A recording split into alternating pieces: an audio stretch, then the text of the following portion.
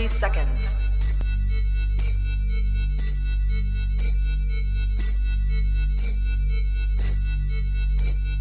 T-minus 20 seconds.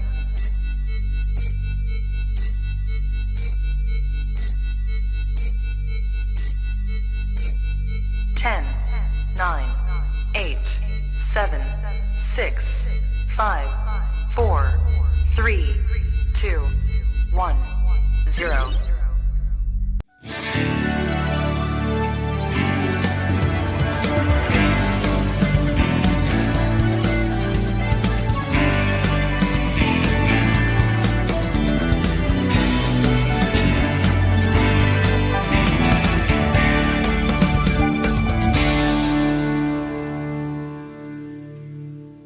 Well, hello everybody and welcome to Your Manchester. I'm Brandon McCaffrey and with me we have... Hayley Cartwright, hiya, how you doing? Hello, how have you been? I'm alright, how are you? I'm very good. This is nice to have you in this It's side. lovely, isn't it? We've got two porcelain skin people, Well, haven't what can we? we say with the Paulus thing going? I know, we had to sort the lights out before because we looked like Caspers, didn't we? I like to say more like, you've ever seen Lord of the Rings? Yes. It's like the beacons are lit, Gondor calls for aid. That's literally how I see myself when I'm stood in the sun. Oh, I know. My nickname is Casper, though, to be fair. My brother calls me Casper. I would actually believe that, I'm not going to lie. Yeah, I this is genuinely makeup. would. Look at my face, it's makeup as well. I'm so What, white makeup? Yeah, and also, this is as much as I tan. My dad says I look like I need a bath.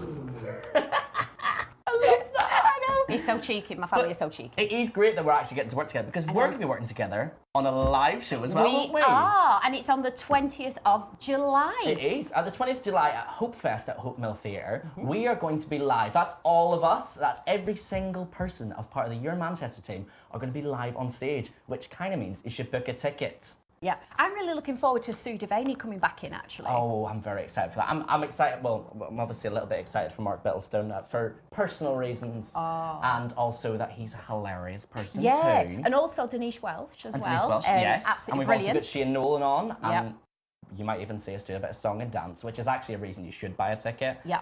Because I don't dance for anyone. I So think that's really buy a ticket. enough secrets for them, don't you? Because Yeah, I I think think so. you've heard that we're going to be singing and dancing, so that should be enough for you to buy your tickets, because they're not dear, are they? No, they're not. Actually, I think they're cheap for us. I mean, coming to see I mean, us. I cost a bit more than that normally, but if that's what they want to go for, that's fair. We got you cheap this time. But they actually have got quite a few tickets who are sold already, so do feel free to check it out now, get them in, because when it's gone, It is gone, and it is part of the Hope Fest as well. It's Yes, outdoors. It's going to be absolutely amazing, and I cannot wait. It's going to be great. be First up fantastic. tonight, though, we do have the amazing Paulus, who's going to be talking to us about their new show about Victoria Wood, which are going to be singing at the Brewers. Yeah, about Victoria Wood.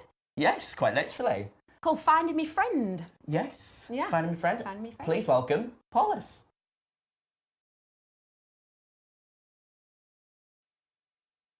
So please welcome Paulus.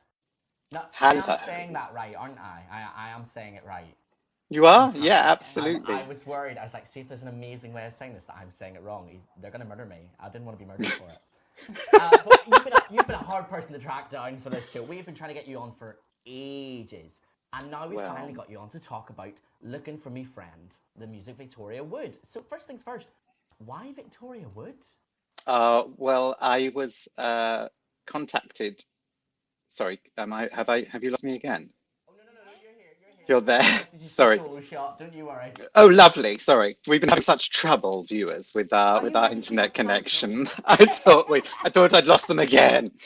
So why Victoria Wood? Well, when I was 10, my mum introduced me to Victoria's TV show Victoria Wood as seen on TV. Now, I'm not sure that either of you are old enough to know what that is. You probably only know her from Dinner Ladies. Oh, I absolutely loved it. I'm definitely Yeah? old enough. And Victoria Wood is one of my idols. You looked at her, she was a woman, she was doing a thing, and as a small girl, you could look up at her and think, yes, I want to do that. Yes, it's possible. So Yeah. You're absolutely right, and I think the other thing about her on stage stand-up persona that she showed on as seen on TV is that she was almost in drag. She wore trousers. She didn't ever wear heels. She wore trainers. She wore men's jackets, men's ties. Do you know she came second to Trevor McDonald in 1982 in Tie Man of the Year? Did she actually? Yeah. But she's always that kind of person, because I know obviously I may look younger, but I did grow up in Northern Ireland. It was a different place. Where I actually grew up watching those old sort of shows. My mum was very much into them, so I grew up watching her on TV. And she Yeah. always was that kind of person who fought against the gender personality to what clothes were assigned. She's like, no, I'll wear what I want. And I'd say, I'm guessing that definitely comes into this type of show then. Well, as you can see, I sometimes decide to wear what I want as well, in spite of the fact that it's a Wednesday and I'm a man. And when I think what's really lovely about A Scene on TV is that when I was 10, my sister was 18 and my mum was 45, which is the age I am now. And we could sit down and we could all watch that program together and enjoy it. And I don't, talking to people who are parents now, and I ask them, is there something that you can watch with your 18-year-old and your 10-year-old and you all actually like it? And they're like, it's just Peppa Pig from start to finish for most parents, I think, isn't it? And so I'm sure she had some wild adventures as well. So tell us, you're actually performing at Brewers, aren't you, in the village? So tell us about the show.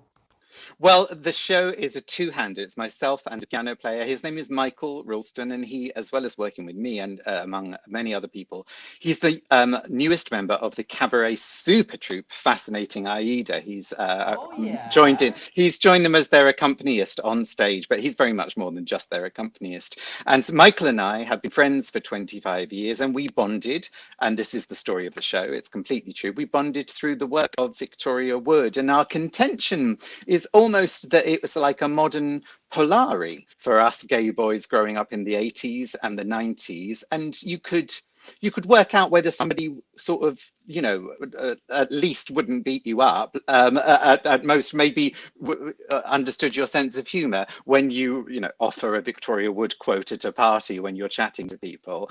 And that's exactly how... People had handkerchief, others had Victoria Wood quotes. I think if you're in a group with lots of other people that you don't know and you say to them, aren't prawns an aphrodisiac? If they don't know the answer is, I wouldn't put it past them, then you're not going to be friends with me. It's as simple as that. So it's a fair choice. Definitely. So what kind of songs can we expect to hear within this show?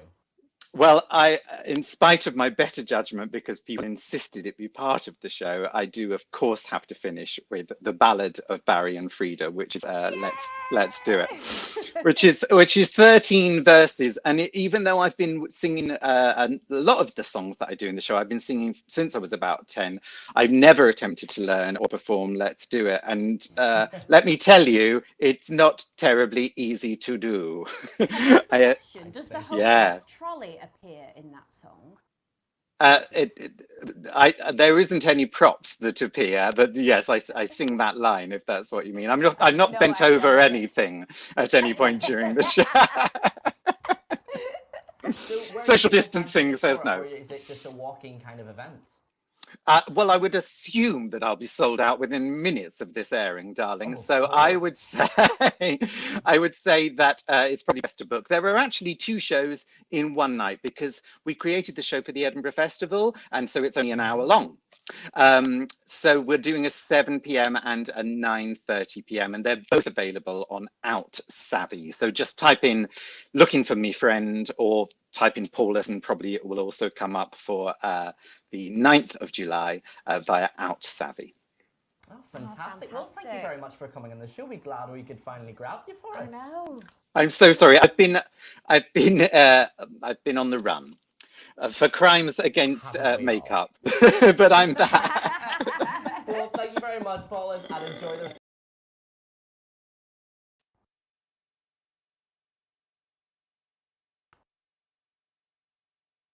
Thank you so much to Paulus for coming to talk to us. So that's right, if you want to check it out, get some tickets online. It's going to be at Brewers on the 9th of July.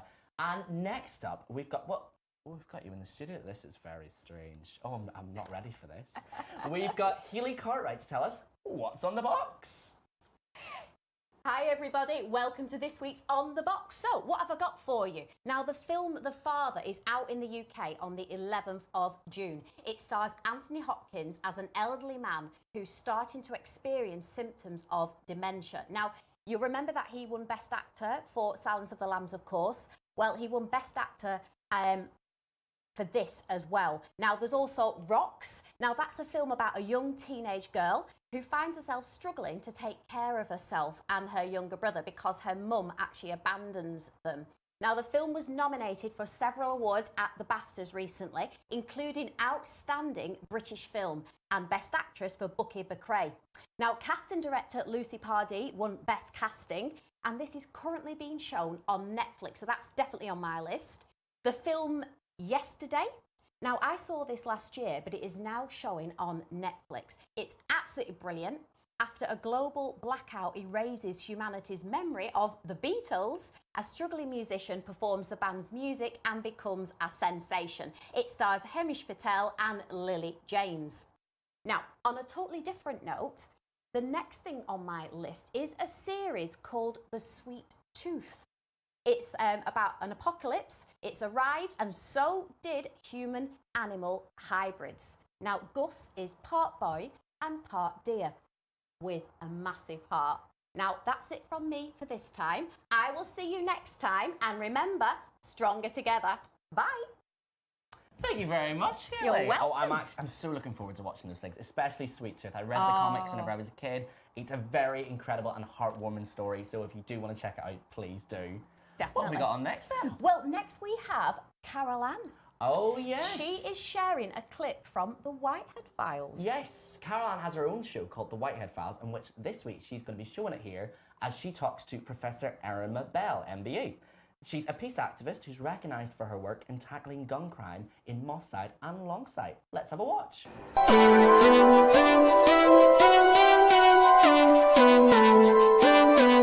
We have Professor Erinma Bell, MBE, and she's a DL as well. She's a peace activist and she's recognised for her work in relation to gun crime. We'll talk about that in a minute. How are you? I'm good, thank you. Thank you very much. You're looking fabulous, looking fabulous. Thank you. You were in London, I believe, before you're a Mancunian. I am a Mancunian, born and bred. Nice yes. one, yes, nice one, good. I am. But you're in London? Yes, moved down to London, you know, for, as I say, you know, better prospects, better job prospects. I actually got promotion in the job that I was in up here in Manchester. I was promoted to a position in London for the same organisation. So that's what moved me down. My partner, who is now my husband, he'd already moved down as well for a better job, and so yeah, we both moved down to London. Was living and working in London for about 9-10 years. I want to take you back because I want to go straight in and take you back to that time when you came to Manchester to visit with some friends and something happened. Talk to us about that. Long story short, one evening we were going out around Christmas time to a Christmas do. There were 6 of us in our car, and we had the people carrier then because of all the children. And as we were approaching the house, we'd come out of the car. As we were approaching the house, I was in front of my friend called Charlie, and unfortunately what happened was there was 3 guys at the doorway. One of them kind of like tugged him on his jacket. You know how someone tugs you to get your attention? Yeah. And as he took his hood down, as he turned around to see who wanted his attention, these 3 guys stood at the doorway, just brought out weapons and just opened fire on him. Just like that. God. Yeah. I remember seeing him fall to the ground. Didn't know what was going on because, you know, gun crime wasn't part of our lives. You know, it wasn't actually physically part of our lives like that. You know, you hear about it, you read it in the paper, you listen to it on the news. And there was a part of me that felt, you know what, gun crime, gang crime, that happens to them. You know, it happens to people like them. You know, I never expected that one night I'd be part of them. You know, me and my husband were. And he was shot 12 times. 12 times? Yeah, which we didn't know till afterwards. It was just an awful, awful night. He did survive because I made the 999 call. I had to, you know, at the time, I remember my husband picked me up and ran across the road. And it's when I said to him that, you know, it's Charlie. He said, no, they can't be shooting Charlie, because as far as we know, you know, no one's going to shoot any of us. We haven't done anything. Yeah. And I said, yeah, it is. It's Charlie, you know. So I ran back, you know, fool. But I ran back. Instinct, though. Yeah, it was. You know, it's that. I mean, now when I look back, it's that, you know, fight or flight. Yes. And I think I stood there, you know, argued, shouted, rang 999. So many things happened that night. Took 45 minutes for emergency services to arrive, even though we were 5 minutes down the road from the hospital, MRI. They told us they had to do a risk assessment first before they come into the area.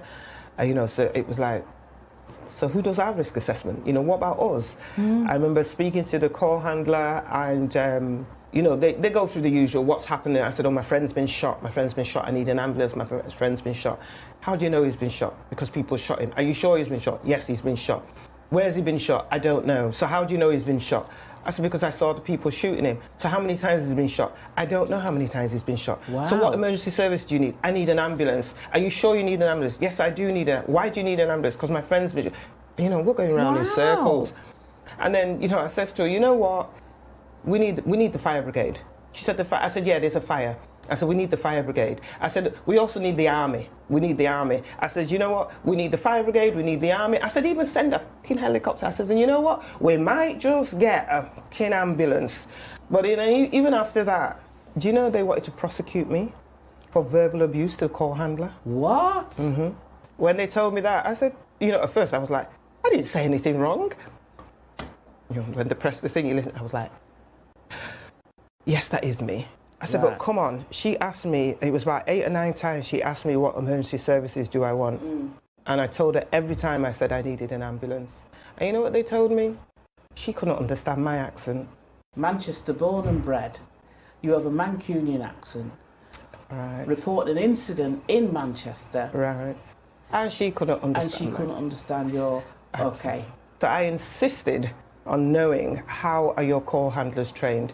Because, she was not keeping me calm. If anything, she was like, stoking the fire in me. So I said I wanted to see how they were trained. I wanted to know what you train them in, how are they supposed to speak to people? How are they supposed to keep people calm? Because I said she didn't keep me calm.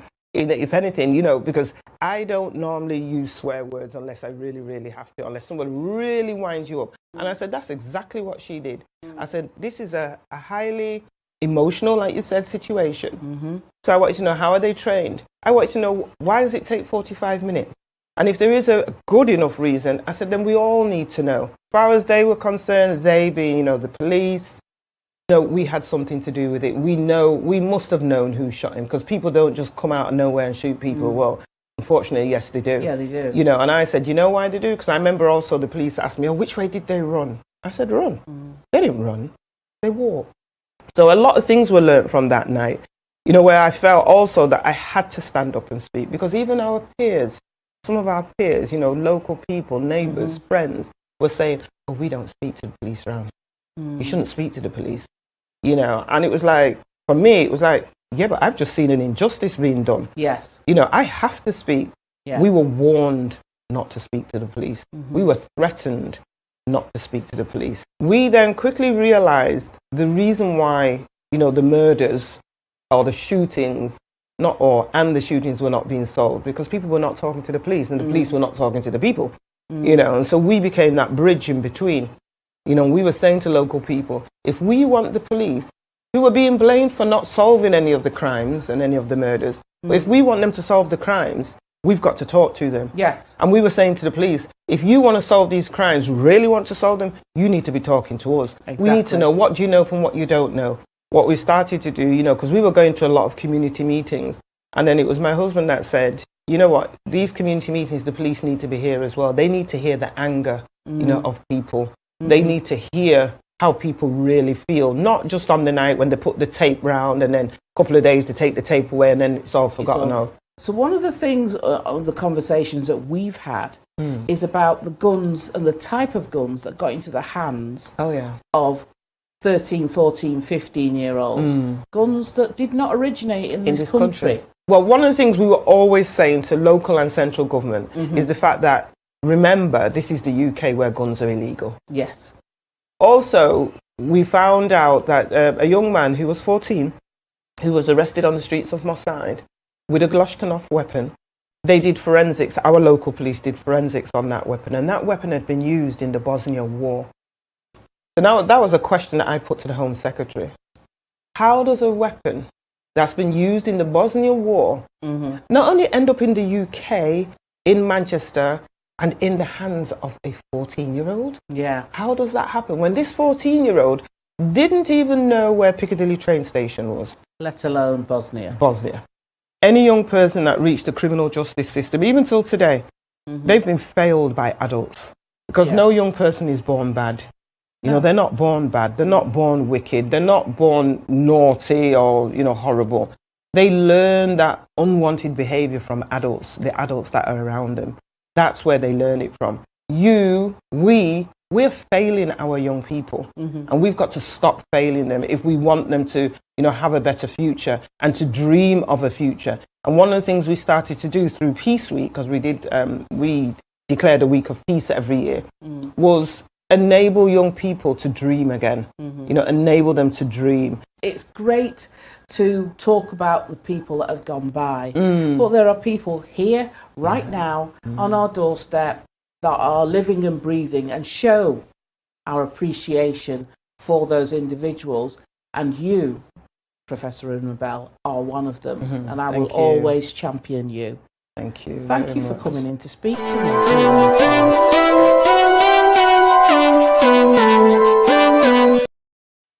What a fantastic and heartfelt message there from Professor Erinma Bell. Thank you very much for coming on the show, and for Carol Ann for talking to her. Now, next up, we talked about it last week, and we've got them in the show today. We've got the Hospice here for butterflies.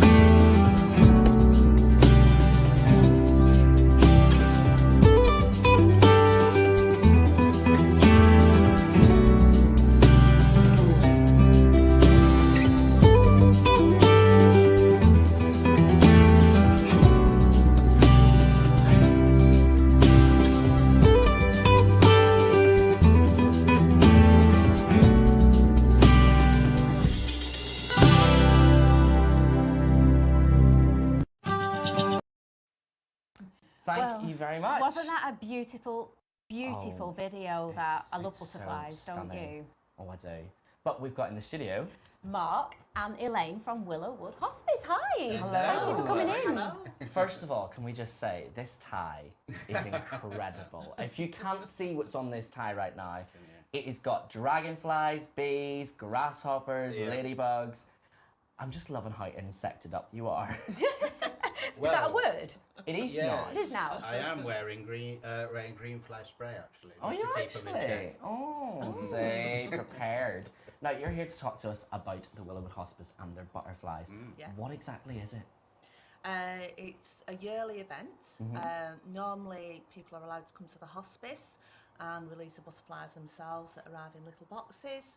And you hold the butterfly. We have a service led by Eddie, the chaplain, and we have 3 services over the day, and they're released, and it's absolutely beautiful. But unfortunately, due to COVID restrictions last year and this year, we're having to have a virtual butterfly release. So on the day, a few staff and volunteers will be in, and the butterflies will be released en masse, so people can still purchase them. You don't have to have been involved with the hospice at all. It can be for anybody nice. because it's in memory of somebody. It's absolutely beautiful. The butterflies will be still delivered, and then we'll put them in a mesh basket, and they'll all be released together. You can watch it on Facebook, and you can watch it on the Willowwood website. It's And the absolutely name beautiful. of the person who's passed is going to be mentioned with each butterfly. Am I right, Mark? Absolutely. That's Yeah. right. And so what we have is a little box with the chrysalis in it. So as one of the volunteers at the hospice holds the box, so their warmth from their hands and body hatches the chrysalis into the butterfly. Oh, so that's beautiful. it's such a personal thing, and then to have a name read out, and we've all suffered in this year. We don't need to go over Yes. how awful We it's all have. been, We've but all had we've a very all hard lost year. people. Yeah. And I think to have that, the money to go to a hospice, which is a fabulous cause anyway, but then to have that sort of memory made in that way is just beautiful. And then the butterfly goes off, and of course, goodness knows what the butterfly gets up to. Such a lovely idea. So why butterflies then? Oh, I don't really know. I've been there 4 years, so it's been the fourth year this year. And but you it's been are a going for number- fundraiser, aren't you? Tell us your title again. I'm community and engagement fundraiser. And how many fundraisers are there? Do you know? There's within just your two. team? Just of you? two. Just two. Just wow. two of us, yeah. Myself and Laura. So we're very, very busy, and during lockdown we've been organising virtual events and trying to look at different ways of raising money for the hospice. And for the first time ever this year, we're introducing metal butterflies. Yes, Yes. I've noticed you So, brought that there with which you. I've It's brought lovely. one with me. And that's to put in the garden. If people want to buy one, they can Yeah. put it in the garden. They can couldn't put it in their own garden, or we've got the most beautiful memorial garden now at the hospice. It's Oh, absolutely gorgeous, and that's where we'll be releasing the butterflies on the day, which is the 10th of Do you want July. to show that into Mm. camera? Show just us. so Yeah. people can actually see it Honestly, properly. if you want to buy one, Yeah. Yeah. feel free. How much are they? The £30 and £30. the real butterflies are £15, and everybody who buys a real butterfly receives a certificate Yeah. after the event with Oh, the that's name lovely. the name That's of the brilliant, person thank that the butterfly is dedicated to. Oh, that's So it's lovely. absolutely gorgeous, yeah. And what date is it? 10th of July. 10th of July. July. And what, And they're what available. time? I'm not quite It sure. goes what on through time. most of the day, so it'll Yeah. partly depend how many butterflies are purchased. Yeah. Because yeah. it has to be done in waves. As you saw on the film Okay, there, yeah. Yeah. the gardens fill up with the butterflies, and then we have to Absolutely. wait for the next wave Okay. to come Yeah. through. To So, come Yeah. through. yes. Yeah. And that's such an amazing thing because obviously, you know, it's one of those things that we all learn through school is like the life cycle of a butterfly. Absolutely. And it's one of those I think everyone just knows through life Yeah. as you get Absolutely. older. Yeah. So to be able to have something so personal and Yeah. I love that thing with the warmth of Well, it. it's that That's human incredible. connection. Absolutely beautiful. Yeah. Isn't it? Yeah. That does it. And I think, as Elaine said, the hospice covers Tameside and Glossop. Mm-hmm. But wherever you are, because you can watch, oddly enough, because you're able to Yeah. watch it in this way, and you can purchase the butterflies and make your donations through the website. Yeah. Wherever you are, whoever you're remembering, this You is have the the option perfect to- I opportunity. guess to really do as it. well, you know when you said why butterflies and you wasn't sure, it's just popped in my head now. You know I always say whatever pops in my mind, Always. you know it, don't you? But a lot of people symbolise, like, look at rainbows as a symbolism, Yeah. don't they? Yes. For like when people pass, like, Yeah. and then animals or people going Yes. over the rainbow bridge, Robins and etc. things like that. Well, Yeah. rainbows are different colours, as we know, Yeah. but butterflies are as well. So it's Yeah. almost like a living living rainbow, It isn't is, it? Really, Yeah. in that and it's also sense? that life cycle, isn't it? Yeah. Of the, Yeah, of the chrysalis absolutely. and so Yeah. on, and that rebirth. Yeah, I Well, just think it's that's that thing. amazing. It's especially it's like you said, you know, not to bring everyone down anyway, but a lot of us have lost a lot of people over the past year, whether Yeah. through the pandemic or other ways. A lot of us didn't get to see them. No. Yeah. A lot of funerals have been, say, through Yeah. Zoom and Yeah. Skype and all that. I know Yeah. that quite a So few people I know sad. had to watch Yeah. it. Yeah. Having this and having the name right is almost like giving them that personal connection they didn't get in the past year. I or think so. it's a very touching thing. It's it's a living thing. Yeah. And we were having a conversation off camera earlier. It is Yeah. about life coming out of Yes. tragedy. As I say, we've all come through this terrible time, but it is about remembering in this touching And way. in a way as well, correct me if I'm wrong, but for me, when I lose someone, I actually believe that they go on somewhere Yeah, else. absolutely. And so it's almost like this is now like sort of the soul of the person Well, that that's that it. you've lost, and you're releasing it, Yes. and it's flying off somewhere nice. That's and- right. I got involved in the hospice. My partner died 4 years ago, and I always do this with the butterfly. Yeah. And you latch on to things like a robin appearing or whatever it is, Absolutely. and I think that gives us Definitely. great comfort and solace as a human being, and it's about So, the human. what's the website that people can actually go on and book their ticket, as it were, and pay for a It's the butterfly? Willowwood Hospice website. Willowwood So it's Hospice website? No. willowwood.info, and if you go on there, you're going to see the flyer which you've got. You'll Yes, see the we image have of a the lovely flyer. little flyer Can we here. get the Yeah. If you see camera on these that? in and around Manchester, do feel free to pick one up. That'll give you a lot more Yeah. information. And there's a very easy form to fill in, and you give your details, you give the name of the person that you want to remember and to be read out on the day. You can do as many of those as you like. Oh, that's amazing. Thank Fantastic. you Thank so you so much much. for You're very coming into welcome. the Thanks for studio coming and on. Thank joining you for us. inviting us. It's been wonderful. Thank Oh, you. no, it's a pleasure, honestly. It's been incredible. And obviously, this tie. Thank you for bringing this tie. Oh, That I'm is my upset main at thing. Wear my butterfly t-shirt now. Every time Mark comes in now, I'm going to expect him If to I don't have see a a particular cobblestone tie. tie next time you're in here, I'll be disappointed. I'll try. Next up, we have the travel counsellors, who are going to be telling us where you can go.